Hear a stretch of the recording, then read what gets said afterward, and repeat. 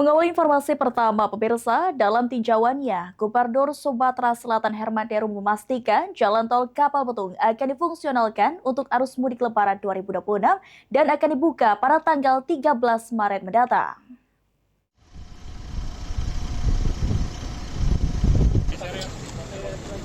Ini karena desain lama, teknologi lama.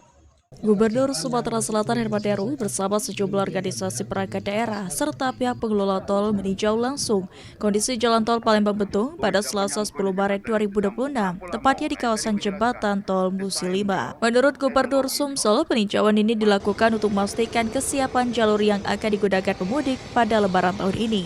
Ruas tol Kapal Betung rencananya akan dibuka secara fungsional mulai tanggal 13 Maret 2026 atau sekitar 10 hari sebelum Hari Raya Idul Fitri.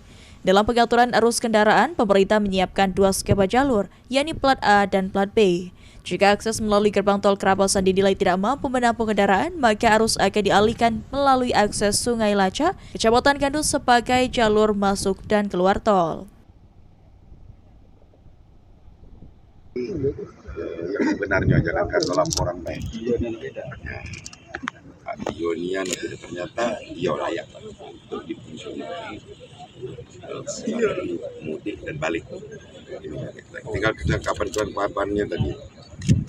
Listriknya, air, BBM. Ini paling penting BBM. Jadi Pak Kapolda sudah memerintahkan jajarannya untuk koordinasi dengan Kementerian Niaga untuk masalah uji coba besok. Jadi, kalau harus ditambah berapa dispenser yang harus ditambah.